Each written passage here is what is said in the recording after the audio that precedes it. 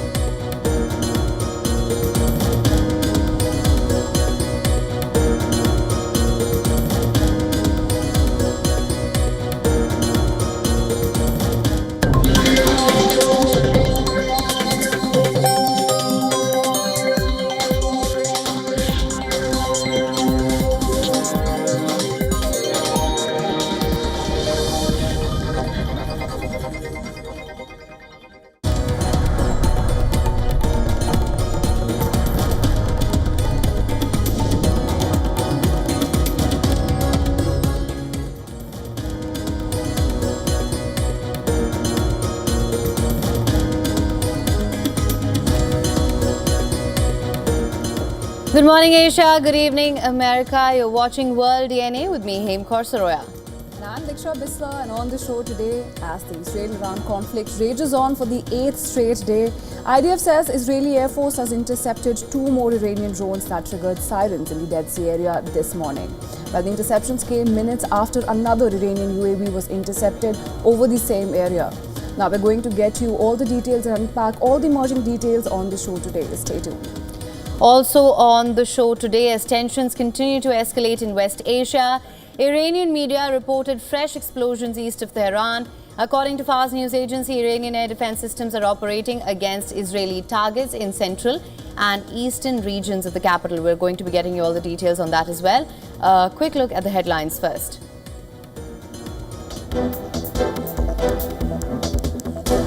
New York Times reports citing US intelligence officials say that Tehran is likely to move towards building a nuclear bomb if Washington attacks its uranium enrichment site or if Israel kills its supreme leader.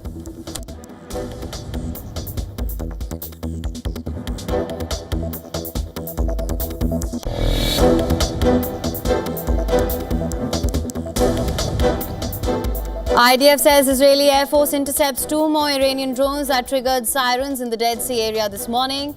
The interceptions came minutes after another Iranian UAV was intercepted over the same area.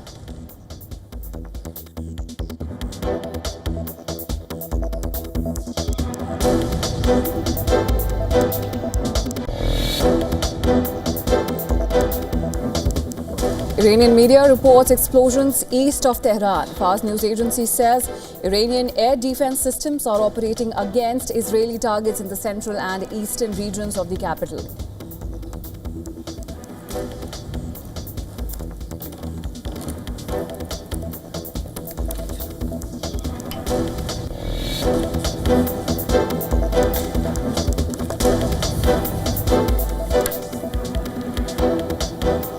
Satellite imagery shows dozens of US aircraft have vacated a major airbase in Qatar, a possible move to shield them from Iranian airstrikes as Washington weighs whether to intervene in Tehran's conflict with Israel.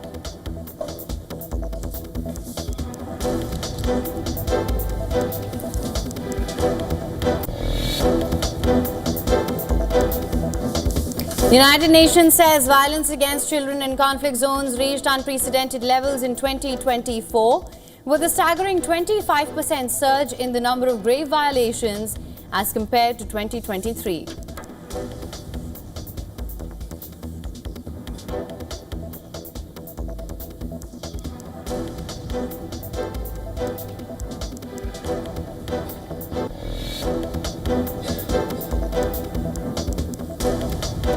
Oil prices drop after President Trump said a decision on striking Iran will take up to 2 weeks, easing immediate fears. Brent had surged early, nearly 3% earlier amid rising tensions, but now trades near $77 as volatility continues.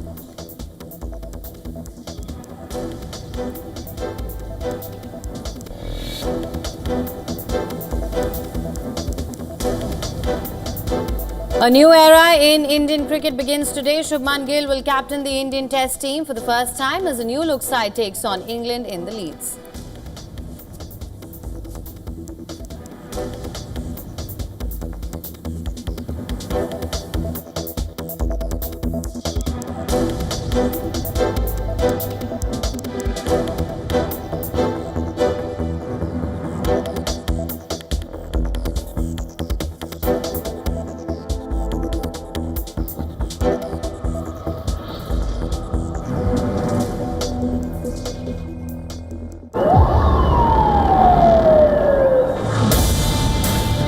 Ayatollah Khamenei tweeted almost every day, "Death to Israel."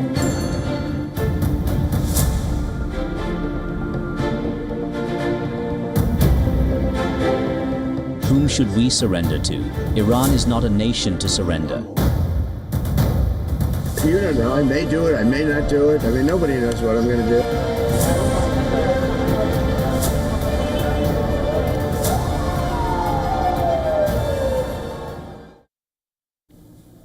Now, Donald Trump will decide on whether the United States will join the Iran-Israel conflict in the next 2 weeks. Well, White House Press Secretary Caroline Leavitt has read out a message from Trump after what she called a lot of speculation about if the U.S. would be directly involved in the conflict. Now, she said, quoting Trump, that the decision will be made within the next 2 weeks as there is still a substantial chance of talks to end the conflict. Regarding the ongoing situation in Iran, I know there has been a lot of speculation amongst all of you in the media regarding the president's decision-making and whether or not the United States will be directly involved. In light of that news, I have a message directly from the president, and I quote, "Based on the fact that there's a substantial chance of negotiations that may or may not take place with Iran in the near future, I will make my decision whether or not to go within the next 2 weeks." A senior intelligence source and a Defense Department official cited by CBS said the US president has approved attack plans on Iran but has not made a final decision on whether to strike the country and formally join Israel's air campaign. Now, this report said that Trump has been briefed on both the risks and the benefits of bombing Iran's Fordo nuclear facility. And he believes that he doesn't have much choice. Finishing the job means destroying Fordo, he said. Fordo is the heart of the Iranian nuclear program, built deep inside a mountain and protected by strong air defenses. It houses uranium enriched up to 60%, just below the level needed to make a nuclear bomb. Now, The Guardian on Wednesday claimed that the US military has reservations regarding the success of using a bunker-busted bomb to eliminate Fordo. Now, 2 defense officials were reportedly briefed that only a tactical nuclear weapon could reach the facility. However, it was reported that Trump is not considering using a tactical nuke. However, on Thursday, Fox News senior White House correspondent Joachim Heinrich reported that he was told otherwise. He said top officials told him that none of the options are off the table, and the US military is very confident that bunker busters could get the job done at Fordo.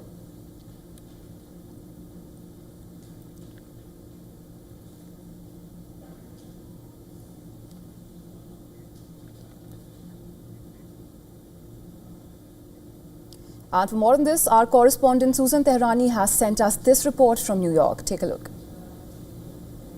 As tensions in the Middle East climb, the White House is walking a tightrope between pressure and restraint. President Donald Trump has seemingly paused any immediate strike against Iran, saying that he will decide within 2 weeks whether or not to intervene in the Israel-Iran escalation. That would be until about July 3rd. He emphasized diplomacy, notably the upcoming talks in Europe, while also maintaining that military options are open, reaffirming that a nuclear-capable Iran is unacceptable. White House Press Secretary Caroline Leavitt echoed those comments, saying that President Trump prefers diplomacy, but also insists that Iran must end uranium enrichment. Any future deals, she stressed, must eliminate enrichment entirely. So for now, Washington is holding back. But Trump's demand for unconditional surrender from Tehran signals that this pause may be short-lived. Meanwhile, the United Nations Security Council is expected to hold an emergency meeting on Friday regarding the Israel-Iran conflict here in New York. Susan Tehrani reporting from New York for WION World is One. All right, for more on this, we're now being joined live by Lieutenant Colonel Daniel L. Davis. He's a military expert and host of Daniel Davis Deep Dive on YouTube. Thank you so much for joining us on World Day again. Always a pleasure to have you. Now, I just want to begin by asking, what is your assessment of where things stand in West Asia at the moment and the United States' involvement in this?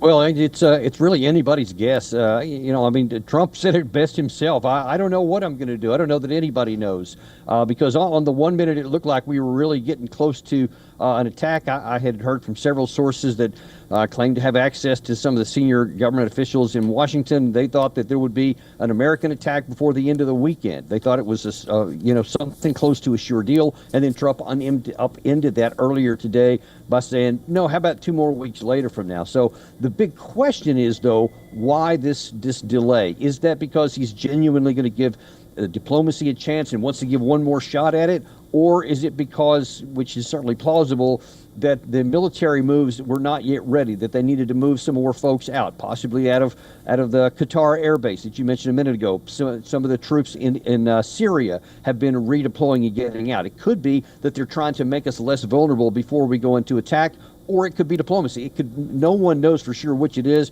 but all options are on the table, as they say.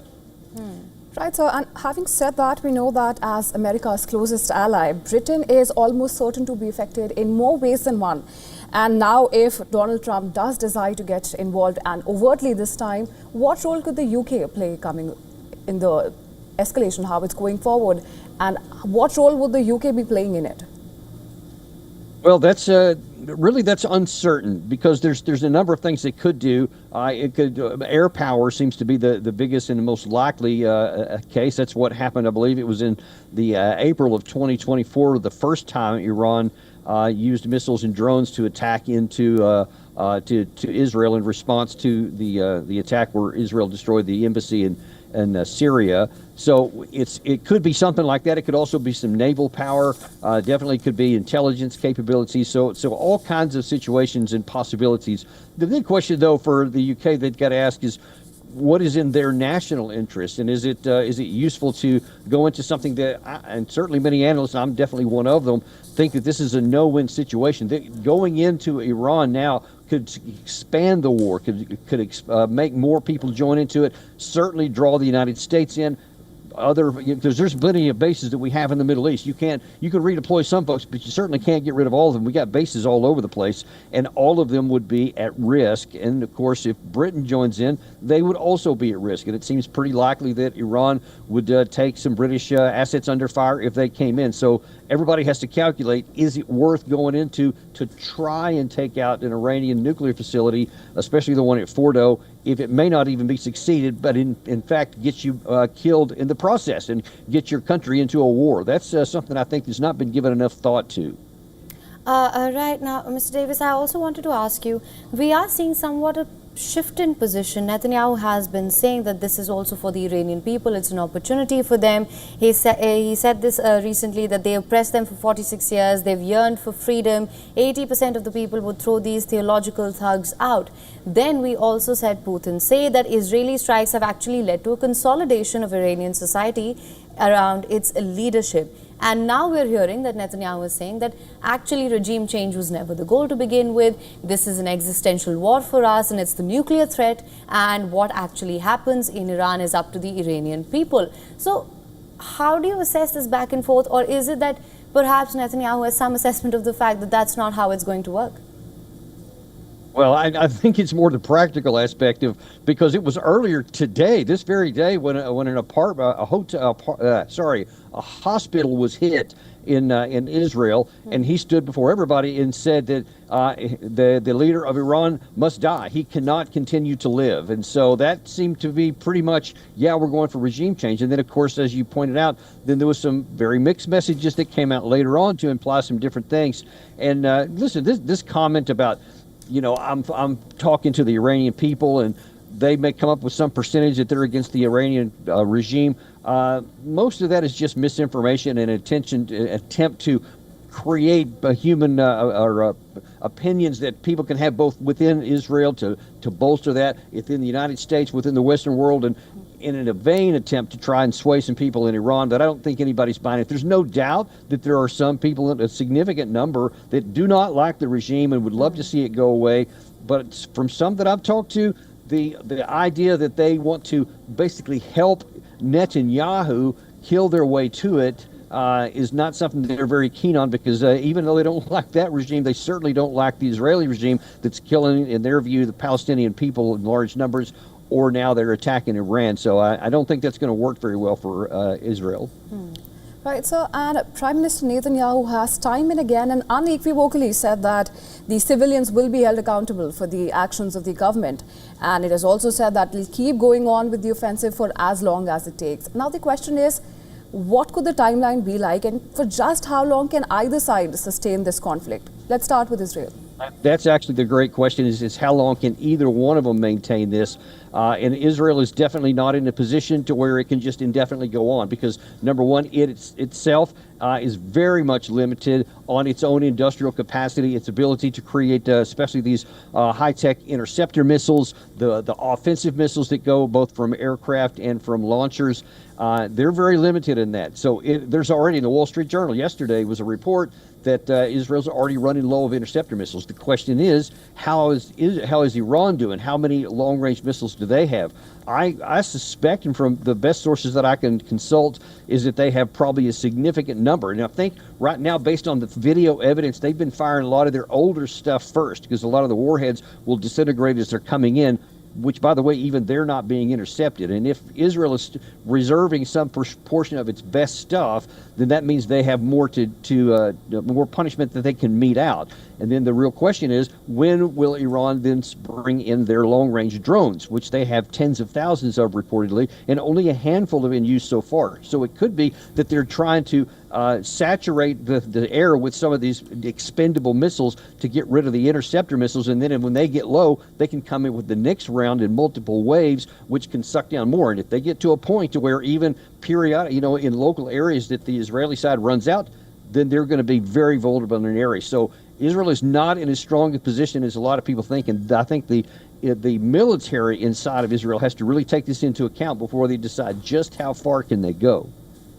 Right, so, and then of course coming to Iran, and we know that it's hard to say for sure at this point, but what do you think is the strategy here, like with Israel and now with US just 2 weeks away from joining in? Do you think the US is just letting Israel batter Iran out to the point where it could be strong-armed into coming back to the negotiating table, but for a US brokered peace this time and on US's terms? Does that seem to be the strategy at play here?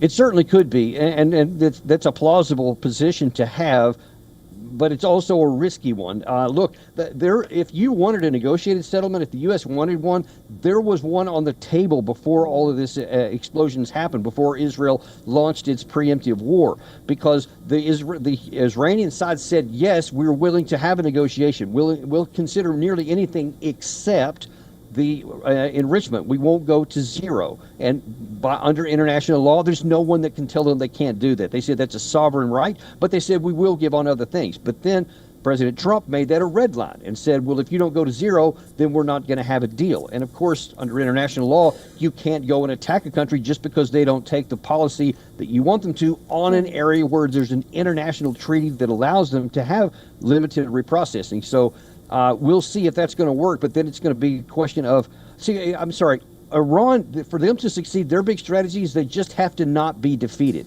Whereas Israel has to have either a regime change or they have to knock out their nuclear facilities. If they don't do either of those, then it's a strategic loss for Israel, whereas Iran has to just hang on. So the standard for Iran to succeed is lower than the one that Israel has now set for itself.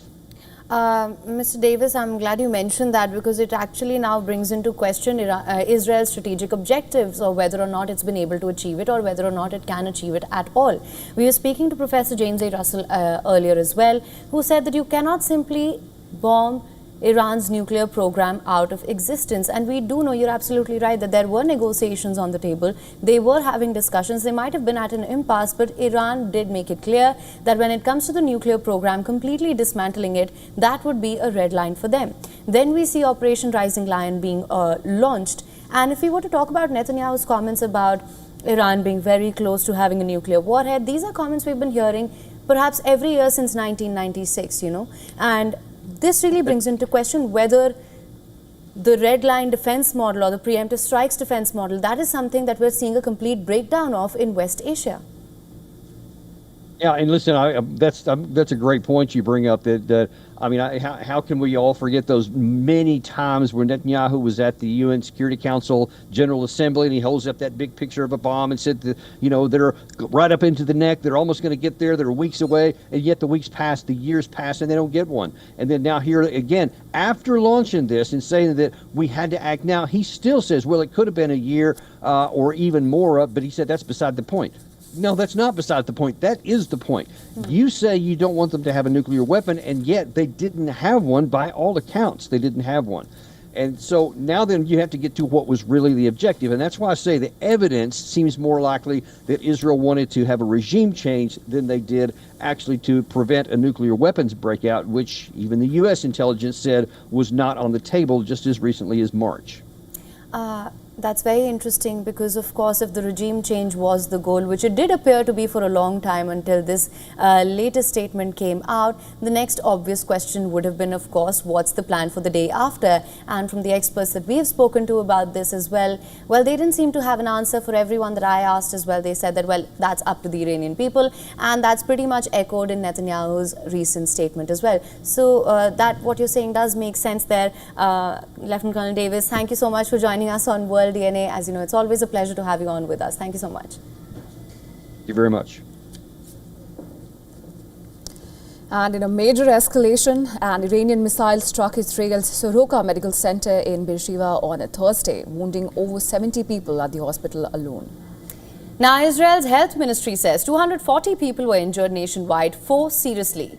The attack came as Israel carried out strikes on Iran's Arak heavy water reactor, part of what it calls its ongoing campaign against Iran's nuclear program.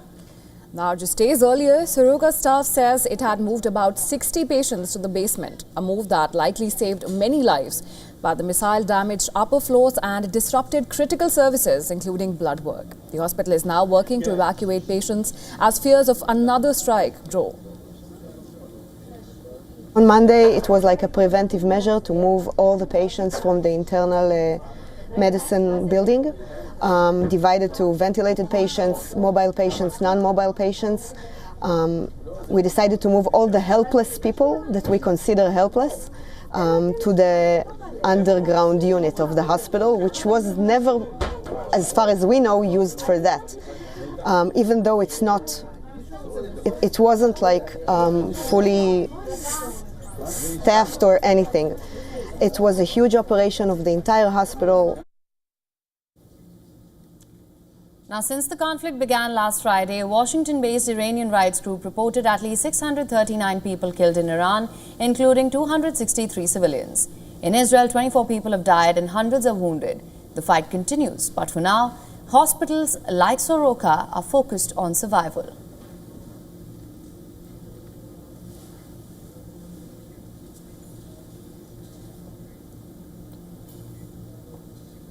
And as Israel and Iran continue to strike each other with a flurry of missiles, British Foreign Secretary David Lammy said that both Israel and Iran now have a window of 2 weeks to achieve a diplomatic solution. In a statement, the UK Foreign Secretary said that the situation in West Asia continues to be perilous. He also said that Iran must never have a nuclear weapon. Now, Lammy also met US Secretary of State Marco Rubio and West Asia envoy Steve Witkoff at the White House in Washington, D.C. Now, the Foreign Secretary held talks with Rubio and Witkoff as to how a deal could avoid a deepening conflict. During his meeting with Rubio, Lammy also reaffirmed the importance of increased defense spending to secure peace and stability. Lammy will next travel to Geneva to meet his European counterparts and Iran's Foreign Minister Abbas Araghchi in a bid to press for a diplomatic solution over Iran's nuclear program. Meanwhile, UK Prime Minister Keir Starmer has warned US President Donald Trump from taking any military action against Iran. He also cautioned of a real risk of escalation in West Asia, while pressing for more talks on Iran's nuclear program. Well, earlier, Starmer hosted a meeting of the government's Cobra Emergency Committee after flying back from the G7 summit. Now, in the midst of all this, UK Attorney General Richard Hermer has warned Prime Minister Starmer to refrain from joining the United States in attacking Iran. He also said that UK's involvement in any joint military action with the US on Iran could be illegal. The AG also called upon Starmer to limit UK's involvement in the war to solely protecting its allies from being attacked. Now, this comes after reports emerged that the United Kingdom is reportedly weighing up whether to provide the United States with military support in the event that Trump decides to bomb Iran. Now, according to a report in The Times, British military sources believe that the US may want to use the Diego Garcia, that's the joint UK-US base in the Chagos Islands in the Indian Ocean, as a staging post for any operations. The British military is already on high alert amid concerns that Iran could target troops stationed in West Asia. Now, the report said that 14 Typhoons are currently in Cyprus to protect British personnel. Now, according to reports, while there are concerns about the legality of Britain's involvement in the conflict, not joining US action may damage the UK's so-called special relationship with the US. Currently, a limited offer of support is being considered as the most likely option. Call Soroka.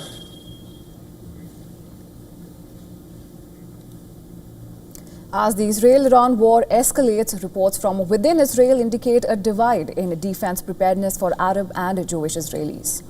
Israel's Democratic Party chairman Yair Golan, who is in opposition, has called the gap a significant one, with Arab Israelis not having enough access to bomb shelters and other critical war preparedness infrastructure. Now, Yair Golan reportedly took a tour of Arab municipalities of Haifa, Amr, Nazareth and Shibli in northern Israel, following which he criticized the unequal access. The Israeli leader said, and I'm quoting here, Iranian missiles do not distinguish between Jews and Arabs. There are huge gaps in defense for Arab society. Now, the Democrat Party head has criticized Israeli institutions for not allocating adequate state budget towards bolstering defense preparedness in Arab municipalities. According to another Israeli opposition party, Hadash Ta'al Party chairman Eman Odeh has said that there are no public shelters available in Israel's northern city of Tamra, which has a sizable Arab Israeli population. Now, Odeh said that only 40% of the residents of the area have access to private shelters. 4 Israelis were killed in Tamra on June 14th as a result of Iranian missile strike. Now, criticism is growing in Israel for not building as many shelters in Arab cities. A 2024 report published by the Israel Democracy Institute has in its findings revealed that the Israeli authorities have not met its responsibilities to provide adequate protective structures in Arab cities. A 2018 state comptroller report said that only 11 out of 71 Arab local authorities examined had public shelters. Now, the prevailing hostilities between Israel and Iran has brought this discrepancy against Arab Israelis back into the spotlight.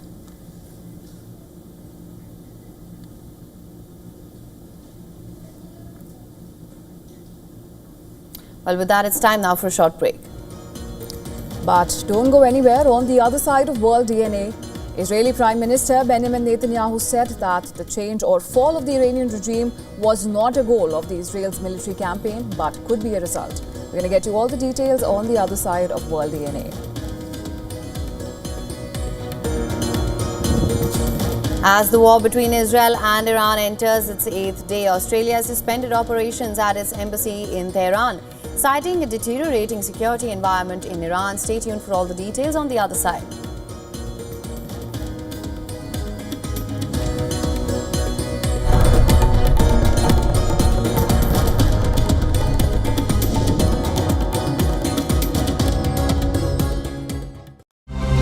To bring the benefits of the Subhash Chandra Show to your educational institution, teachers and students, send an invitation to Juhi Jha at juhi@such.org.in.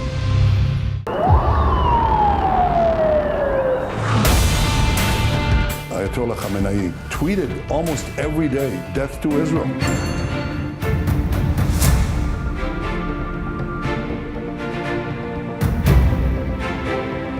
Whom should we surrender to?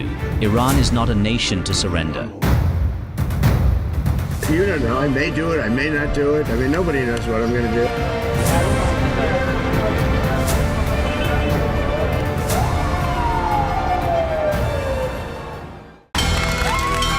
From the bustling trading floors of Wall Street to the vibrant exchanges of Asian stock markets, WION breaks it down for you to make sense of what's happening, as we reveal the key factors behind events, strategic battles, and the game-changing business decisions that shape the world.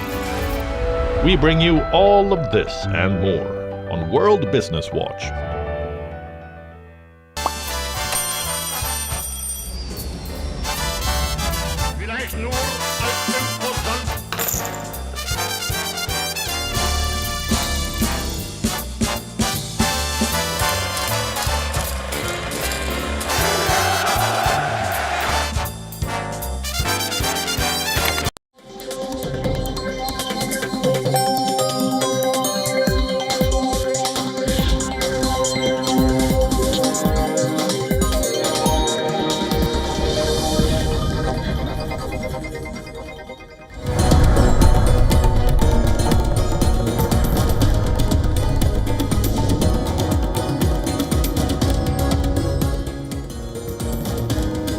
Welcome back to World DNA. Thank you so much for staying with us. My name is and I'm joined by my colleague Diksha Visla.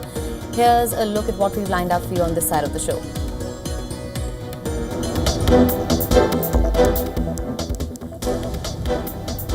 New York Times report citing US intelligence officials says that Tehran is likely to move towards building a nuclear bomb if Washington attacks its uranium enrichment site or if Israel kills its supreme leader.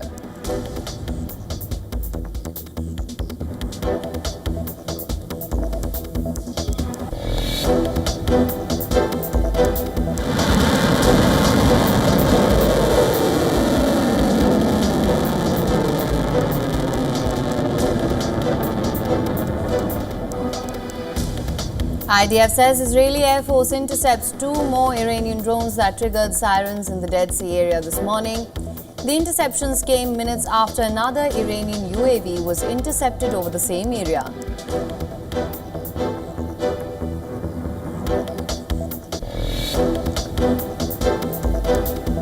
Iranian media reports explosions east of Tehran. Fars news agency says Iranian air defense systems are operating against Israeli targets in the central and eastern regions of the capital.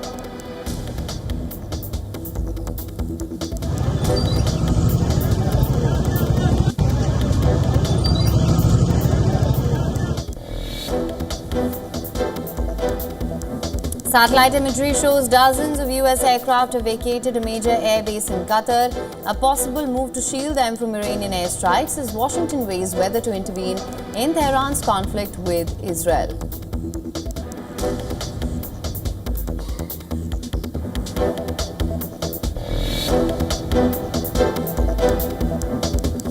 Taiwan detects 50 Chinese military aircraft around the island. The Defense Ministry says days after a British naval vessel transited through the sensitive Taiwan Strait.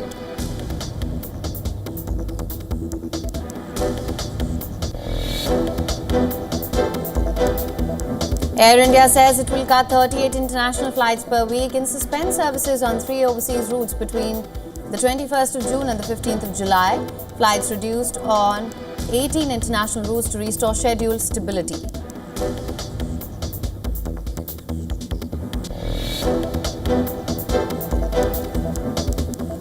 NASA, Axiom Space and SpaceX continue to review launch opportunities for Axiom Mission 4. Now, NASA is standing down from a launch on June 22nd and will target a new launch date in the coming days.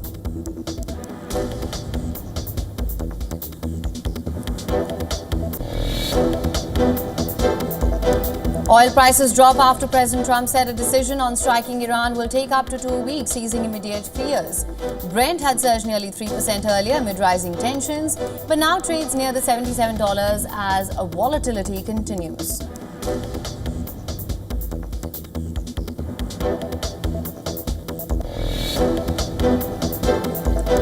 A new era in Indian cricket begins today. Shubman Gill will captain the Indian Test team for the first time as a new look side takes on England in Leeds.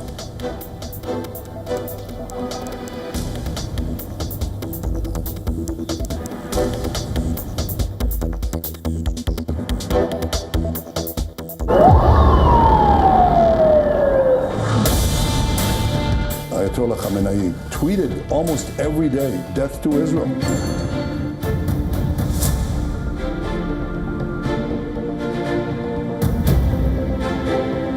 Whom should we surrender to? Iran is not a nation to surrender. You don't know. I may do it. I may not do it. I mean, nobody knows what I'm going to do.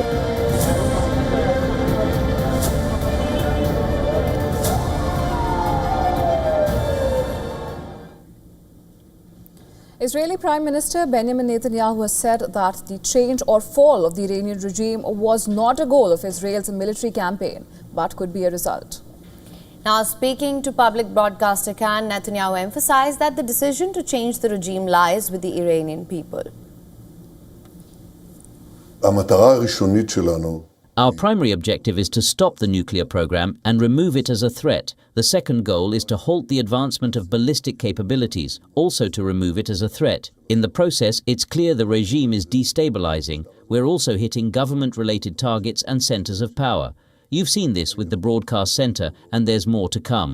But the matter of regime change is, first and foremost, up to the Iranian people. There is no shortcut to that. Therefore, I have not set it as an official or declared goal. It may be a result, but it is not an explicit objective of our operation. Netanyahu has expressed confidence in U.S. support, with President Trump reportedly weighing in on direct involvement of the United States in the conflict.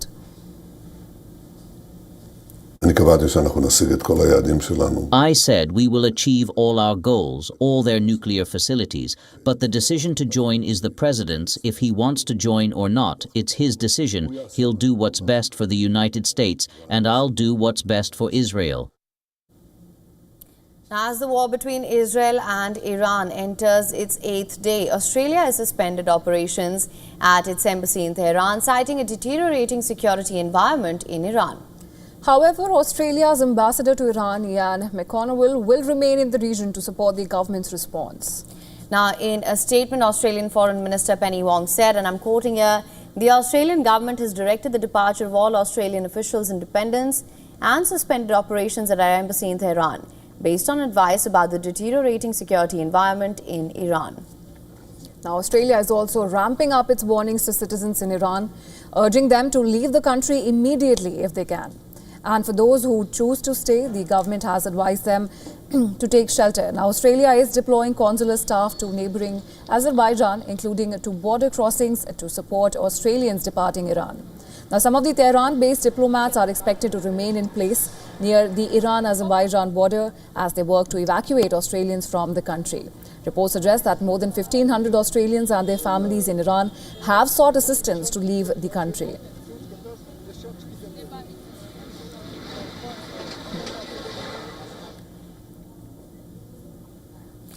Now, in a major military shake-up, Ukrainian President Volodymyr Zelensky has appointed a new commander for the country's ground forces. Now, the move comes after a deadly Russian strike on an army training base triggered the resignation of the former commander. Zelensky has named Gennady Shapolov as the new commander of Ukraine's ground forces. The new commander previously led Ukraine's southern military district and served as a military liaison in Germany. Zelensky signaled the need for reforms within Ukrainian military, which continues to face relentless pressure from advancing Russian troops. On Thursday, President Zelensky also met with European Central Bank President Christine Lagarde and stressed the importance of continued financial backing as Ukraine fights to stabilize both its economy and its battlefield positions. Russian forces have been gaining ground across the Eastern Front for more than a year, including new movements in Ukraine's Sumy region, an area not held by Moscow since the early days of the invasion. Now, while peace talks between the two countries remain at a standstill, Moscow and Kiev exchanged prisoners of war on Thursday in the latest agreement brokered under the Istanbul Accords. Ukrainian officials said that the exchanged prisoners were mostly sick or injured. Some of them were held since the early months of Russia's 2022 invasion. Now, Russia's defense ministry confirmed their own troops are also being treated and rehabilitated following the swap.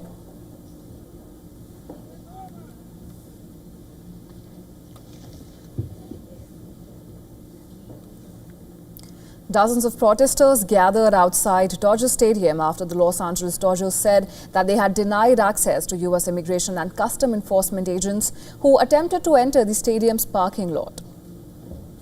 Ice out of LA! Ice out of LA! Ice out of LA! Ice out of LA! Ice out of LA!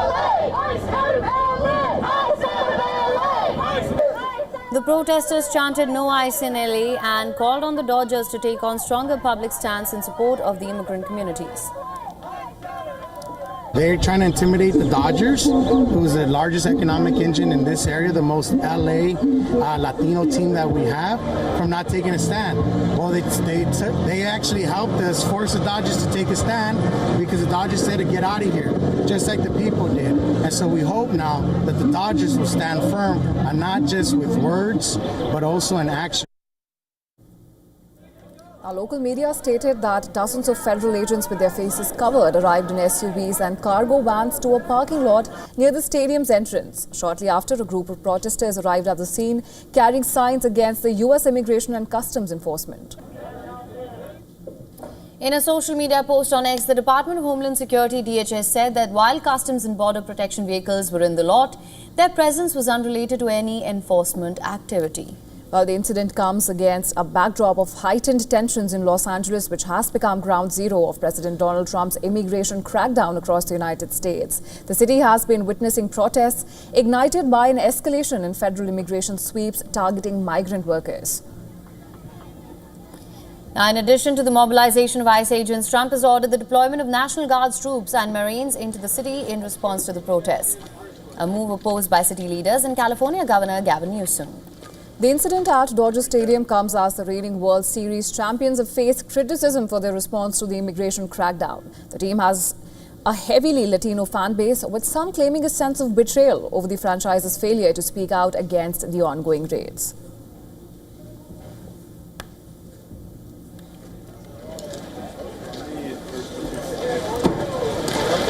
You guys did the first one. 27. 1. Compass. 2.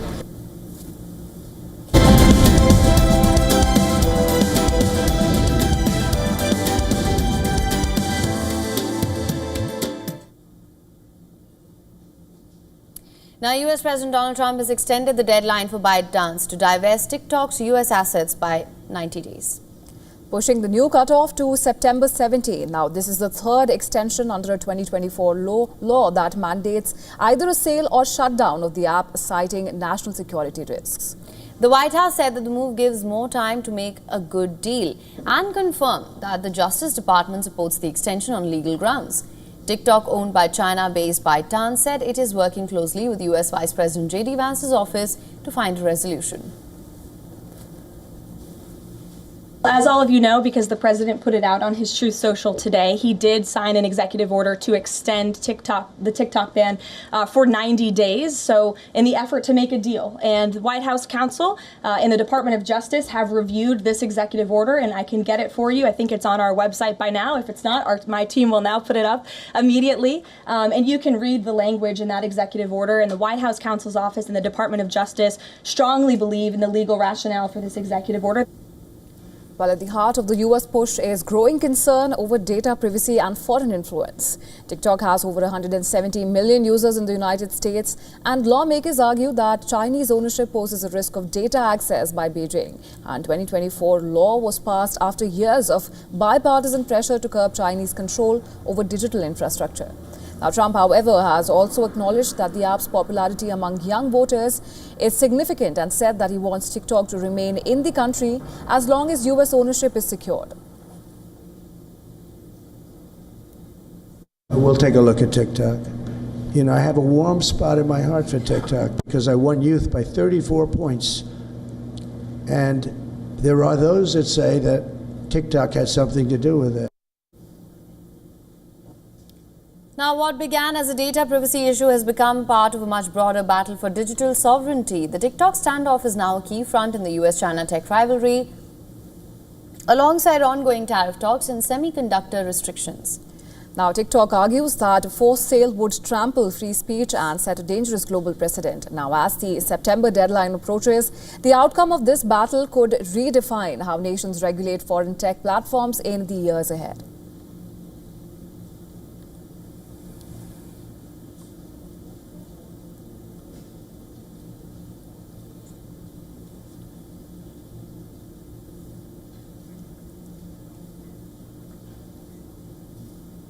Well, it might be time to change your social media passwords. A record-breaking data leak has exposed over 16 billion login credentials from major online platforms, including Apple, Google, Facebook, GitHub, and Telegram. Now, this according to a report by Forbes. The breach was uncovered by Cyber News, which analyzed 30 newly surfaced data sets. Each database contained between 16 million to 3.5 billion records, with most averaging 550 million entries. Notably, only one of these data sets, a 184 million credential leak, had been previously reported. Now, the rest are believed to be fresh and highly exploitable.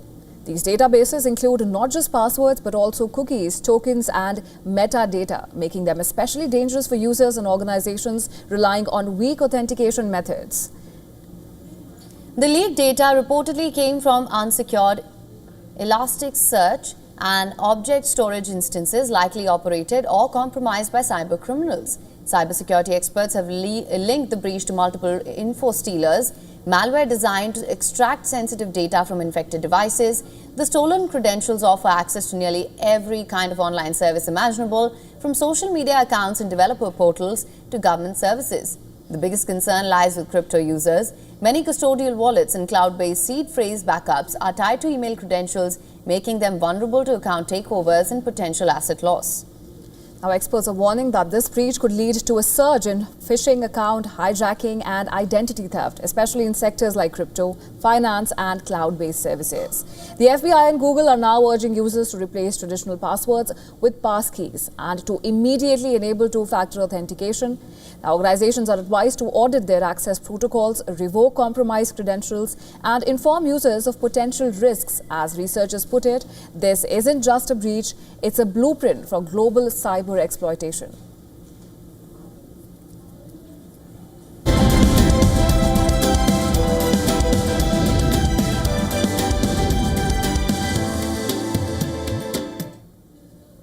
And Microsoft has announced another wave of impending layoffs, according to a report in Bloomberg.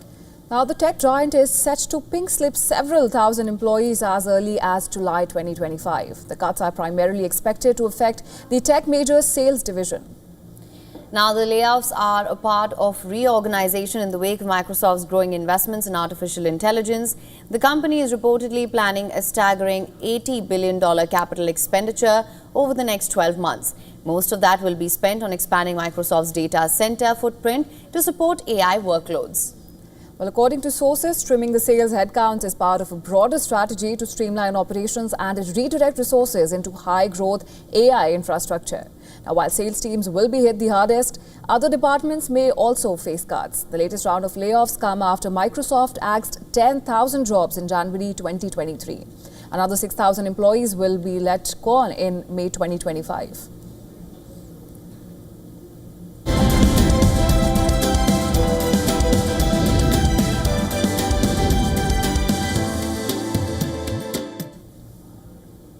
Let's shift our focus to sports now, where Shubman Gill is set to lead India in red ball cricket for the first time. He will take over the captaincy role for the high-stakes 5-test series in England from today. The men in blue will be aiming to break an 18-year-old jinx, winning a test series on English soil. While India has named a young test squad for the 5-match series, the team will be without the experienced trio of Virat Kohli, Rohit Sharma and Ravichandran Ashwin, all of whom have retired. Now, this marks the first time since 2011 that none of them will feature in a test match. Vice-captain Rishabh Pant confirmed that Gill will bat at number 4, stepping into the crucial role once held by Kohli himself. Now, Pant will bat at number 5. The number 3 spot remains undecided, with Sai Sudarshan